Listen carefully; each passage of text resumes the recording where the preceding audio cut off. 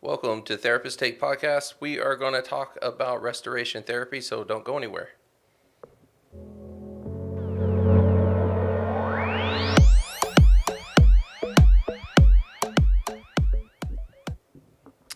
Hi, Carrie. Hi, Josh. How are you today? Good. How are you? Pretty good.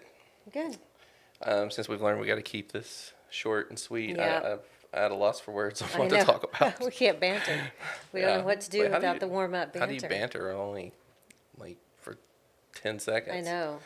You know? Well, we can waste but time filling it with Right. nothing, too. That's so, true. Yeah. We probably don't want to waste a lot of time because since we have something we have to be at quickly after this, we probably need to get right into it anyways. Yeah, and, which and is talk good. about things. Yeah, it's really good. Yeah. So, anyways, we are going to talk about this type of therapy called restoration therapy, which is something I was real excited about, and I'm sure you were too, because when we started out doing betrayal trauma work, we started with using a lot of the work of Terry Hargrave. He was definitely one of the Yes. authors that kind of inspired us. Yeah. I think we saw him at a workshop or Yep. something and Yeah. bought his book, Forgiving the Devil. Oh, yeah. Still You know. reference that a lot. Yeah. Yeah. So he, amongst a couple others, were highly influential, and restoration therapy is his baby, Yes, it is. basically. Yeah. And we have a restoration therapist here today as a guest, and we'll get into that in just a second. Yep. But we should probably introduce ourselves. My name is Josh Nichols. I am a licensed marital family therapist and a certified sex addiction therapist, and one of the hosts of this podcast. Who are you? I know. I'm Carrie Geiger. I have the same letters that you just mentioned. Yes. I'm a licensed marital and family therapist, certified sex addiction therapist, working here doing this, Yes. and at our practice, Family Solutions Counseling. Right. We learned recently we have to say that so I people know. don't think we're two just random people I that know. decided to do a mental health podcast. Yeah, yeah. Like, why are we We listening to we these do people? have some credentials. Right, yeah. We've been doing this a while. Yeah. So before we dive, head into the episode, we will cover just the housekeeping things. Just to remind everybody to subscribe to our channel if you're watching this on YouTube. If you're not watching it on YouTube, go to YouTube, subscribe to our channel. Also, check us out on the audio platforms because we will re-upload the podcast to that after some edits and fine-tuning, and that is where we will include a lot of the resources and links to some of the things that we're talking about. So we really want our podcast to be as helpful as possible. So we try to include a lot in there for anybody that's listening. And that's about it for the housekeeping. Yep. So let's get into the episode breakdown. And as always, like we will follow this as a guide, but it's just a guide because what we're really interested in with especially when we have a guest here, is the discussion. Yeah. Right. And having a discussion about this. And so, our plan is to start out just talking about, what's the big deal about restoration therapy, and then talking about attachment stuff is the way it's Attachment written. stuff. Yeah. Because I believe that attachment theory is part of it. We're going to talk about pain cycles and peace cycles, which I'd really look forward to getting into that. And then just everyday restorations, Right. basically. Right. So that's it. So let me introduce our guests. Today we have with us Jacob Oliver. He's a licensed marital and family therapist and a certified sex addiction therapist, just like Carrie and I, but he's a little bit better than us. He is. He has something else. Right, because he is also a restoration therapist, and he was trained at Fuller Theological Seminary, I believe, directly under Terry Hargrave, which is really cool. Yep. And he's currently right here with us in private practice at Family Yeah. Solutions. So, We lucked out. Jacob, we're happy to have you here. Yeah. Yeah, good to be I here. know. Thanks for inviting me on. Yeah. I'm glad we've talked about this since even before you started with us. Remember, I do. we ran into each other in the gym. Yeah, yeah. I saw you because I worked here when I was at Oklahoma Christian University, working in the front office here, doing my internship, and it was seeing you in the gym. It was like, I think that's him. I'm not quite sure, and so we ended up running into each other, and you were very interested when I brought up Terry Hargrave's name. Yeah. Well, also too, I remember being a little embarrassed too because you knew I did not recognize you, and he was very kind. He's like, I look a little different than I did in the past when you were here with us. I lost some weight and lost some hair. Since Well, college. some years passed. A lot can happen in what was it, 2017? So, like it happened in 8 years, 2017, yeah. right? Yeah. To your body, to your head. To your life, to your head, meaning hair. Yeah. It's not happening to the hair, though. It's happening to the head. It's true. That's true. No question. Oh my goodness. Right. But yeah, that's right. You started out here as an undergraduate intern, and now you're rocking and rolling as a restoration therapist and other types of therapists. Yeah. So, And if you're interested, Forgiving the Devil's a good book, but there's also, he has written other books on forgiveness that are in the 2000s. So there's Families in Forgiveness is another great book. Families and Forgiveness, I'm going to have to get that. Oh, yeah, I remember that. And I know you're very fond of Terry Hargrave, or Dr. Hargrave, and his wife is Sharon. Sharon. Do you want to real quickly just tell people about, how websites or information where they can find information about restoration therapy, or if you're a therapist watching this, like you want to get trained in it, because you would have to go through them. Is that correct? Yeah, Yeah. so there's a website, Restoration Therapy Training.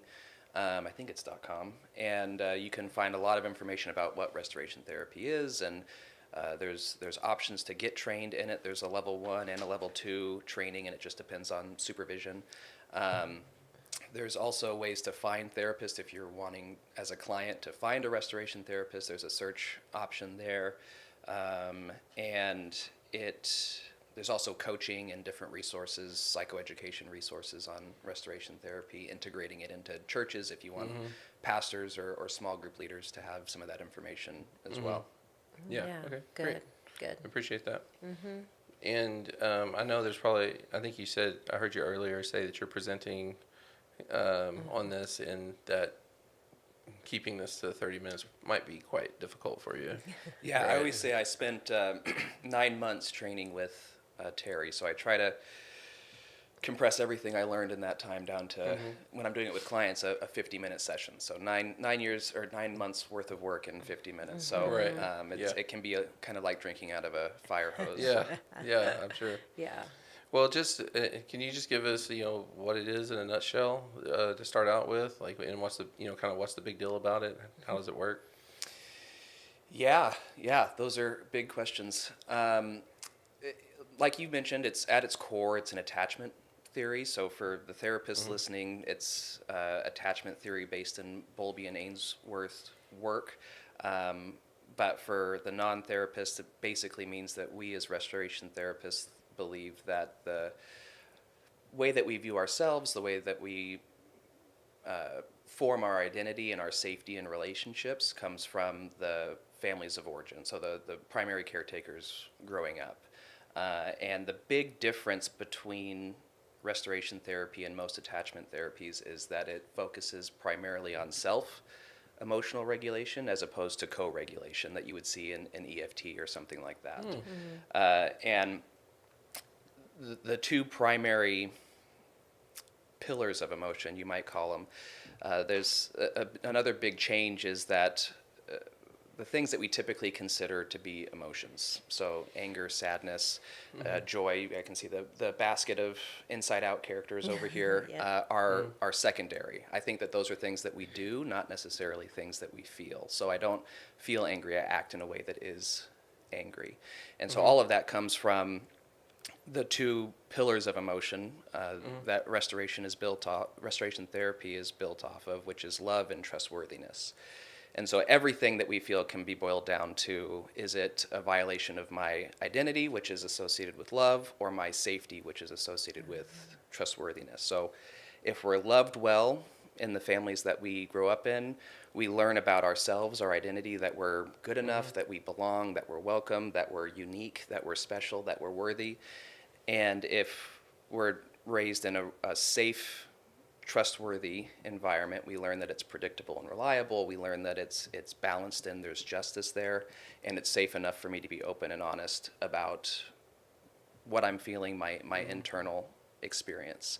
And it's when we feel violations of those things, if I feel like I'm not enough, like I'm not welcome, like I'm not worthy, like I'm unsafe, that's when we start seeing those reactionary emotions. And so if I feel like someone is treating me in a way where I don't feel good enough, I might get angry and blame them. I might be sarcastic or cutting. I might shame myself. I might be really hard on myself. I feel not good enough because I'm not good enough. And that's where you see a lot of the sadness and depression is in that category.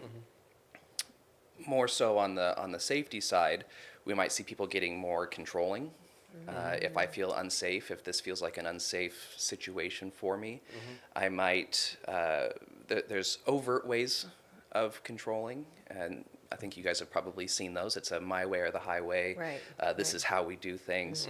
There's also more covert ways of controlling. We see people pleasing in this category. I know for myself, it's kind of controlling to perform.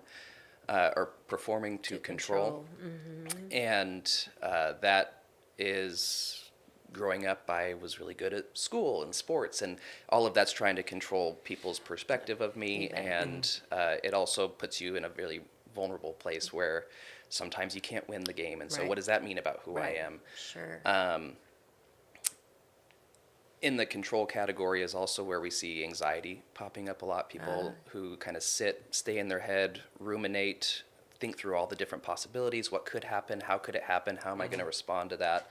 And it's something that's really paralyzing and immobilizing as opposed to something that's action oriented. And then kind of the last category of reactivity. So there's blame, shame, control, and the last one is escape. And so it's a way of shutting down, getting away from the situation, and sometimes it's, I'm uncomfortable here, so I'm just going to leave. I'm sure you've heard of those where it's I just get in the car and drive for 3 hours. Sometimes this is where stonewalling comes into place, where physically I'm going to stay present, but emotionally I'm going to disengage. This is also where we see a lot of addiction. Anything that you would use that's an addictive substance, alcohol, drugs, pornography, sex, those are all things where I feel so uncomfortable or unsafe or hopeless in the situation, so I need to disconnect and numb that feeling. And so that's kind of the basic flow. You have love and trustworthiness at the top. When we feel violations of those things, we react in one of four different ways: blame, shame, control, and escape. Blame, shame, control, and escape. Okay. That makes sense. I mean, you can see that. It's an interesting concept, though, to think of that this is a very systemic, meaning, there's all these parts connected, but it's kind of an interpersonal system, is kind of, it sounds like what this is highlighting, right? Yeah. So obviously we don't exist completely isolated from the people around us, but our experience is something that when we can understand it, it's not something that has to control us. It's really focused on empowerment and being able to make your own decisions based on things that are true and not just things that are painful. All four of those ways of coping with violations of primary emotions are damaging. There's some that are more acceptable. People pleasing might be more acceptable than anger, but every single one of them is just as damaging, if not more than the other ones. And so it's damaging to ourself, our sense of identity, and the relationships that we're a part of. And it's what our brains are designed to do. It's a fight or flight response. Anytime we feel that violation, blame and control are fight responses, while shame and escape are flight responses. Okay, I think that's a good link to make. Yeah. So when I first heard of restoration therapy, and this might be because of what we do for a living, my mind immediately went to couples, but it almost sounds like you can do restoration therapy with an individual, it seems like. Yes. So it was originally designed as a couples modality. Terry, that was what he was focusing on when he was developing the model. Since then, it's really been expanded to include individuals.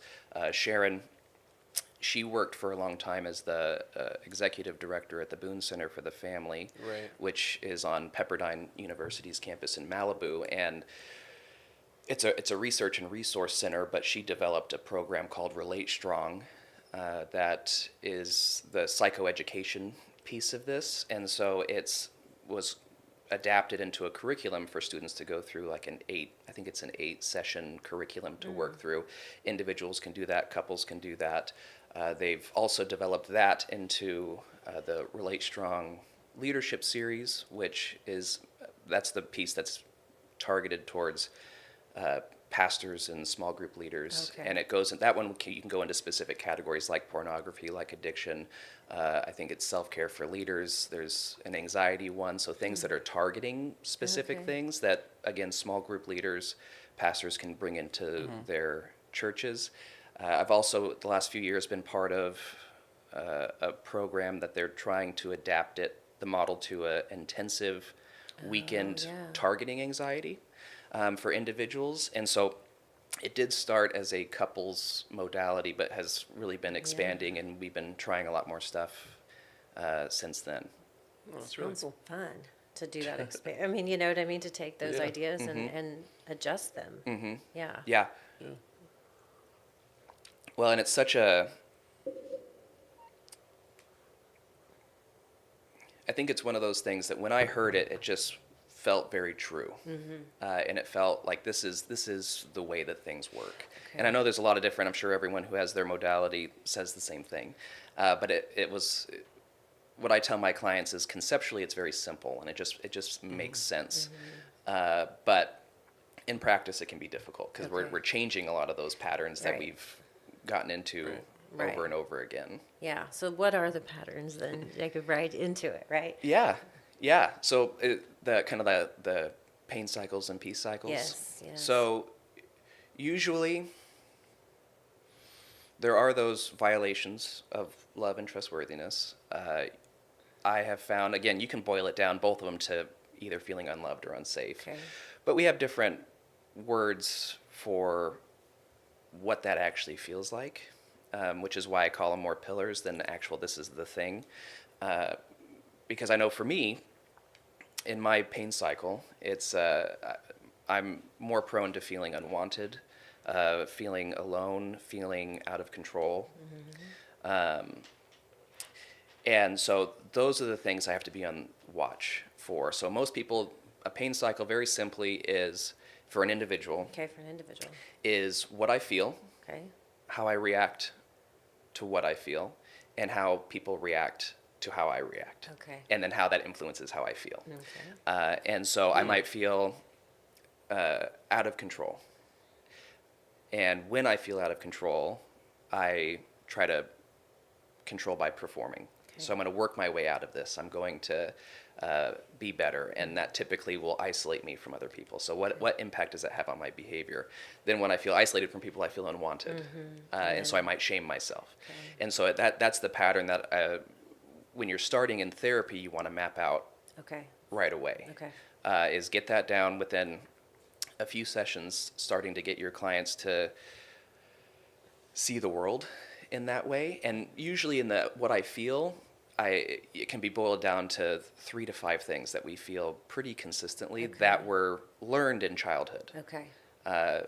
Even if you have perfect parents, they're going to drop the ball sometimes. They have their own lives. They have sure. stress in their relationship. They have stress at work. There's just things maybe they're not aware of that you're feeling and Sure. Yeah. don't respond in a good way. And we start to get those messages about identity and safety, who I am and am I safe? And as a kid, you don't have the cognitive function to be able to make the right decision. So it's more likely to be fight or flight. Right. And so, and sometimes as a kid, it quote unquote works. I see mom and dad fighting, I feel unsafe. I go to my room and play with my Legos or whatever. And for a kid, it's like the discomfort I was feeling, I'm no longer right. feeling. And now next time I feel uncomfortable, I'm more likely to go to a fantasy. Right. And we can kind of see that starting to develop throughout development and then into adulthood if we don't ever intentionally do something different. Our Right. brains are either efficient or lazy, however you want to. Both. Yeah, a little bit of both. Efficiently lazy. And so this worked last time, I'm going to do it again. Right, I'm just going to automatically do it. And so we get into these pain cycles, and again, it's identifying that. That alone can be really freeing for Oh, a lot of yeah. clients of like, yes, that is what I do. Right. So in a pain cycle, is that when people feel dysregulated, maybe. But when they get dysregulated, it looks the same. I mean, when you kind of nail it down, like it might on the surface look a little different from time to time, but at the core, it's still following the pattern. Typically. Yes. Yeah, Okay. yeah. So we would call that, when you're in your pain cycle, you're emotionally dysregulated. Okay. And like you're saying, it's pretty much, it doesn't really matter to me if you're in talking about your marriage, with your kids, with your friends, at work, the severity of the reaction might be a little bit different based on the violation of love and trustworthiness, but the pattern is going to look very similar. So I might be a little bit more passive aggressive at work and overtly aggressive at home. And so it's still, I'm reacting to this message of not being good enough or unwanted with this reaction, but the severity of it might look different. Okay, Okay. yeah. And so then, does the peace cycle already exist, or is that created or developed, or is it like you're trying to help to get into something that already existed, or you get what I'm saying? Yeah, So- it's an interesting way to phrase the question. So restoration therapy is broken down into 4 phases. Yeah. And the first phase is identifying a pain cycle. Like we say, you got to name it to tame it. Yeah, yeah. So we Right. have to know what's happening. Then in the second phase, even though restoration therapy is an attachment model at its core, it incorporates a lot of experiential Okay, therapy and also contextual therapy. okay. And so the second phase is going through kind of the experiential work, is working through those painful messages that we've been receiving over and over again and identifying what we call the truth. These things that we feel that are painful, that we react to, aren't true about who we are. They aren't true about the relationships that we're in. It's not true that I'm unwanted. Right. It's not Right. true that I'm fully out of control. It's not true that I'm alone.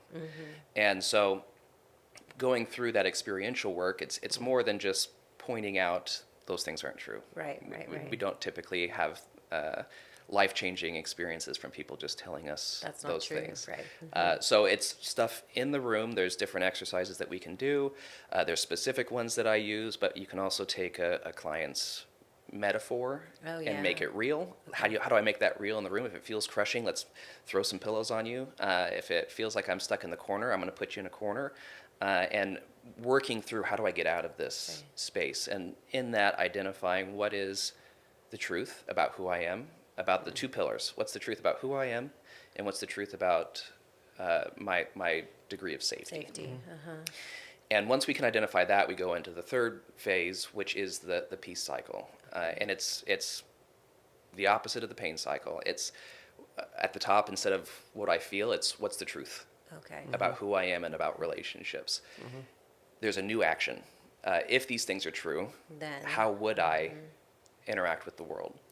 And what impact does that typically have on my relationships? Okay. And so we also, in both situations, want to know how are we impacting and influencing the world and the relationships that we're in.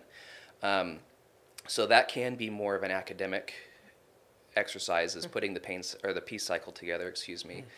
And it's a entry point into the 4th phase of restoration therapy, which, if you ask Terry, he says this is what it's all about. This is why we do the work that we do. It's not a very creative name. It's called the 4 steps, and it has 4 steps. Okay.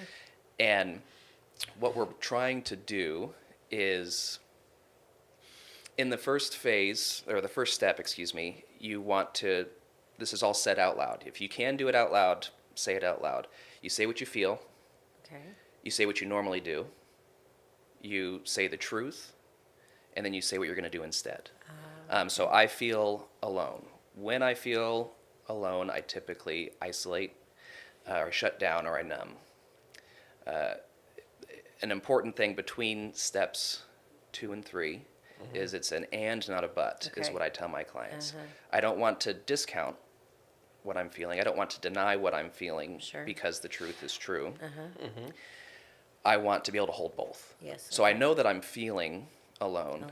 And I know the truth is that I'm not. Okay, yeah. And so in that space, then you can make a different decision. I feel alone where I would typically isolate, which is only going to exacerbate the issue. Right. I am going to reach out to somebody. I can reach out to somebody and put some plans Okay. together. Okay. Or I can take care of myself. I can be there for me. So that's that process of regulating the dysregulated emotion is going through. It's a mindful activity. That transition from steps 2 to 3 can be a challenging one. So you learn the breathing exercises. Yeah, You yeah. might return back to some of the experiential work that Yeah, we've done yeah. and allow that feeling to the pain to dissipate and the truth to settle in, so I can make a decision that's grounded in truth instead of reacting to the pain that I'm experiencing. Yeah, Yeah. yeah. So it's you take 3 steps to get to the 4th step that also has 4 more steps. Yeah, there's 3 phases, or excuse me, there's 4 phases, There's 4 phases. and the Phases. 4th Four phase steps. takes you to the By the 4 way, Yeah. steps. that's just another word for step. Step 1. No, I get it. And maybe Terry should do a make a game out of, like, help us come up with the name for the 4th phase. I think, I'm sure we could come up with something. Something creative. He's a The quad. creative guy. I'm sure he Yeah. could I'm sure he could too. come yeah. up with something. Well, he needs to get on top of it. I'm joking. Yeah. No, Yeah. we can call it the It's 4 descriptive steps. and it's Well, I think that's what matters. when you're Right. dysregulated, you don't Yeah. need a creative name. You need That's you right. need You some need to get right to it. right. What do That's I need to be true. doing? It's Yeah. like, oh, the 4 steps. It's like you enter therapy. It's like, hey, we call this the 4 steps, and you're dysregulated, going, I don't know if I can do this. Yeah, right. You come up with a better name, then we'll do this. Yeah. No, you're right, absolutely right on that. But I have a question about it with the whole, like getting, because it sounds like that in getting out of the pain cycle, it's recognizing that there's a lot of messages that were, that were born from childhood experiences that you're just kind of operating under and holding on to, this means this and this means that, and it's like it doesn't mean that. And I think in some of like Karn's work, they call it like the truth I fear. Yeah. I'm afraid this thing is true, then it gets validated as true, but it's still not true. We're afraid it is, but then kind of in the entering into our peace cycle. But this is one of the things that's been challenging for me, not just from this point of view, like from restoration therapy, but in a lot of different therapy models, or just the human experience in general. And this was really challenged when I read the book, The Untethered Soul. I don't know if you've ever read that book. That really kind of challenges, he kind of presents the idea that all our problems are within us, because if you have a problem with something that's coming from within, but, that doesn't, it's that challenge. Does that mean we aren't supposed to ever have a problem? Or from what you're talking about, like if you're in your peace cycle, like does that mean that your partner can't hurt you? Or does that mean you can't feel pain if you're in your peace cycle at all? Like that there's no, that those emotions or those experiences mean you're dysregulated, or can those emotions and experiences mean something else from a healthier, functional point of view? I don't know. I just want to know what your thoughts are on that. Yeah, that's a good question, and I have clients that come in and we've been working on the 4 steps, and they say, well, I'm still feeling these things, so it must not be working. It's not working, And that's, I tell them it's not the point. The point is not, these feelings are going to come up. That's just the way that life works. It's the way our brain works. Those feelings don't have to control your behavior. And so you get some freedom from that. I get this from clients a lot. I have to correct this terminology a lot. People say, well, she makes me so angry. Sure. Or this happened and it made me really sad. And I do tell people, I go, they can't make you feel anything. We only have control over 3 things in our life, and it's what we think, what we feel, and what we do. Other than that, we're having to respond to the world around us. So no one can force me to feel not good enough. No one can force me to feel those things. Those are things that I feel myself. So there is that aspect of it. But you're not forcing yourself either to feel it. It's just happening to you. Right. Right. Yeah. Right. And being able to accept responsibility for that is uncomfortable, but it also provides that freedom to choose something different, that I get to choose what I'm feeling. And you see, I mean, people do this all the time. You're feeling anxious, you go for a walk. Why do you do that? Because you're trying to take control of Yeah, what you're feeling. Right, right. And that doesn't mean that if you're in a relationship with someone that you can just accept that everything they do is acceptable. Right, right, right. But how am I going to engage with that? So if I am Josh, you and I are in a relationship, you do something and I feel not good enough. If my typical reaction is to shut down, then that's never going to be addressed. Or if my typical reaction is to get angry, then that's not going to be helpful for the situation either. But if I can recognize I don't feel good enough, so I'll walk through it. 4 steps. I don't feel good enough. Usually when I feel not good enough, I get angry and I lash out. And the truth is that I am good enough, that I'm worthy and I'm wanted. Because of that, I can come to you and address that. I can advocate for myself, but I don't have to throw gasoline onto the fire. I can bring these things out in a calm, productive way.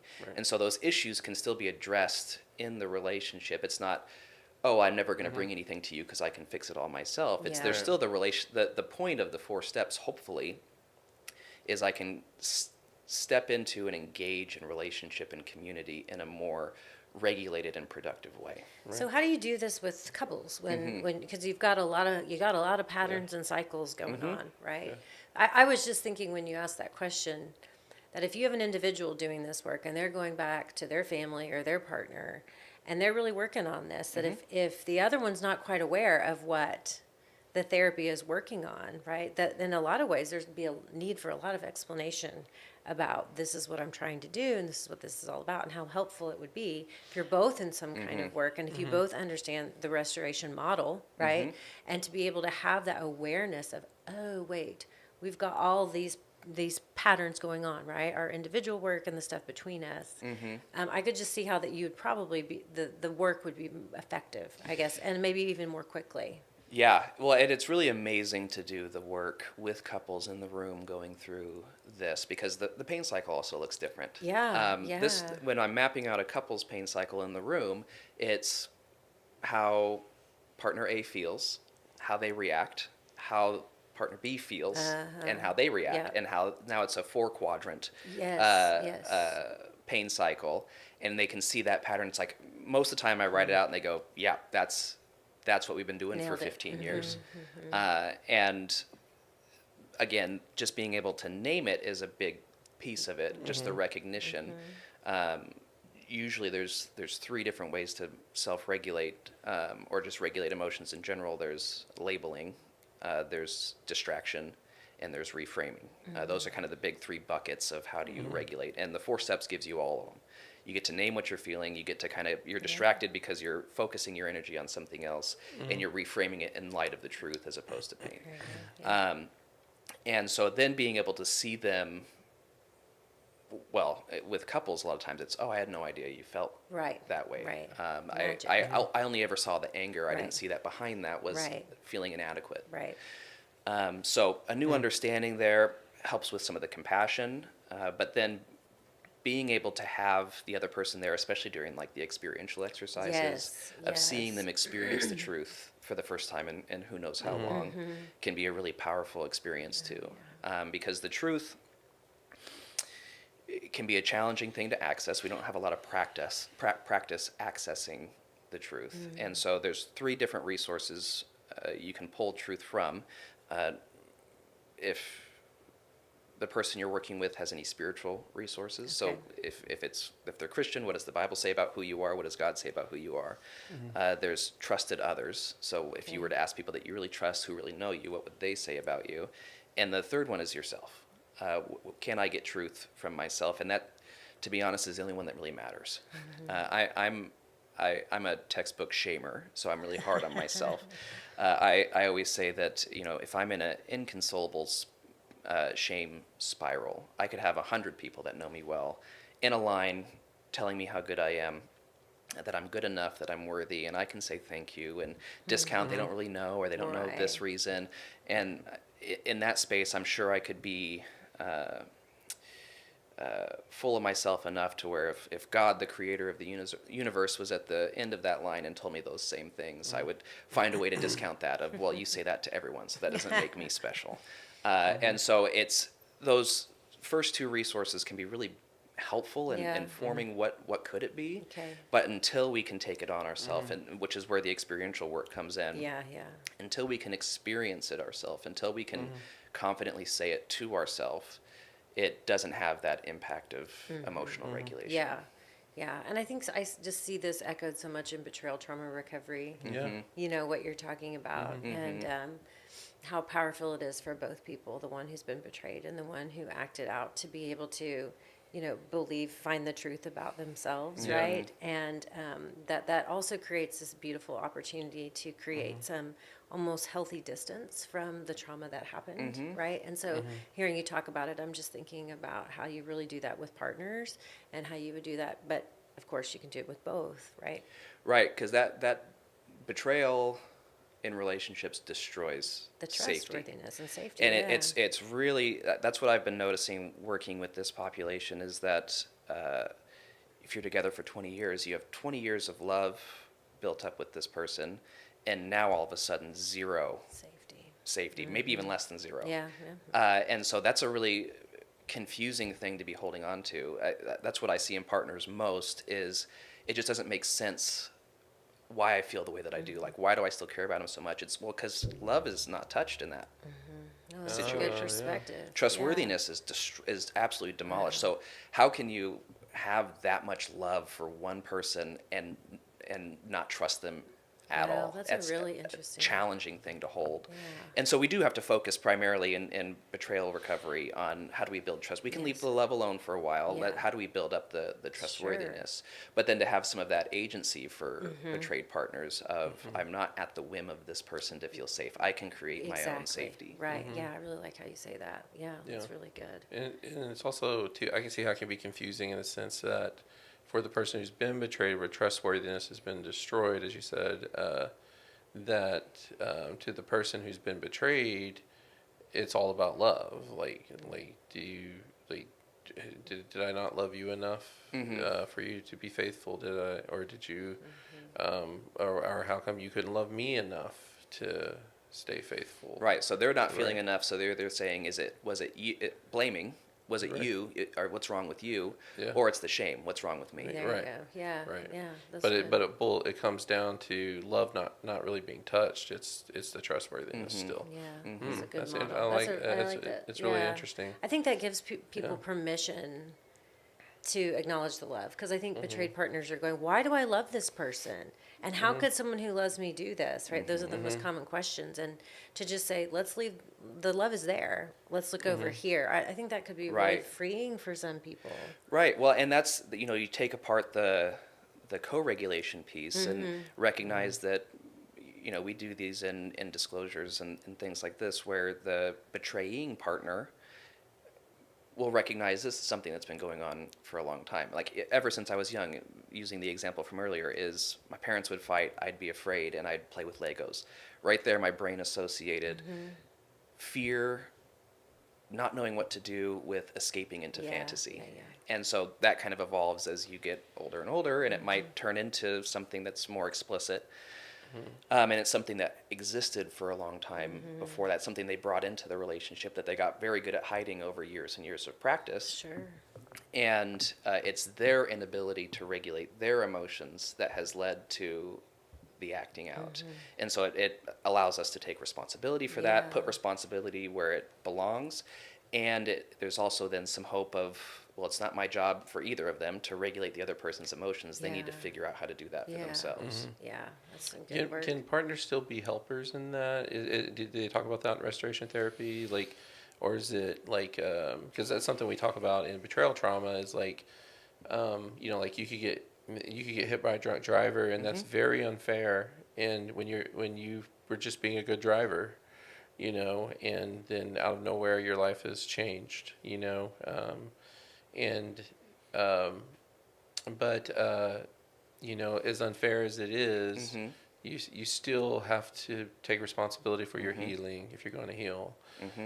Um, where it's different with betrayal trauma is that it offers a couple different challenging components. Is that the partner is the drunk driver, right? And so that's kind of like where Michelle Mays' book, The Betrayal Bind, kind of comes in, and that double bind that partners are in.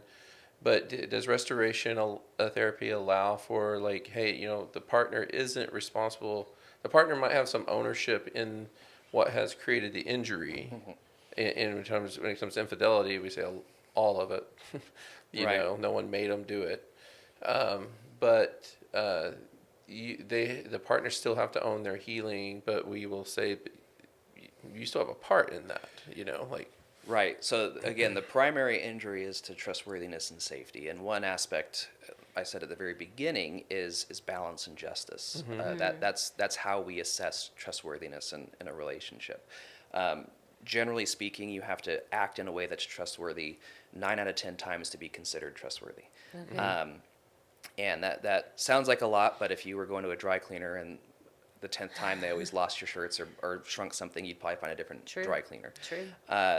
So in a relationship, typically there is a balance of a little bit more. I'm going to carry a little bit more. You'll carry a little bit more, and I'm okay when it dips and I have to carry more because I trust the relationship enough to be able to even out. If I needed it, it would go the other way. True, yeah. So if I have too much at work or have an injury or whatever, and some of the extra domestic duties fall on the other person, we can both be okay with that. We know it's short term, and we trust the relationship to balance out over time.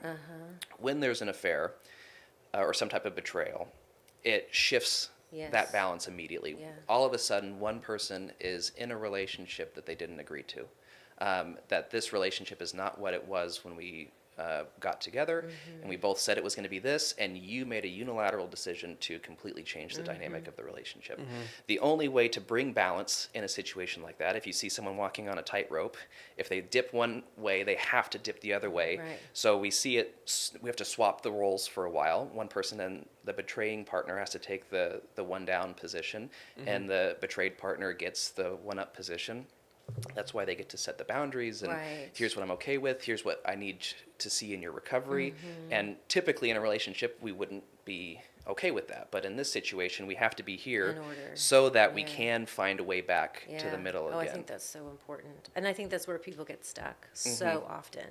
And that's why I think having, a skilled treatment provider that understands like those concepts that you're talking about. I really think that makes such a difference in how people heal and recover. Yeah.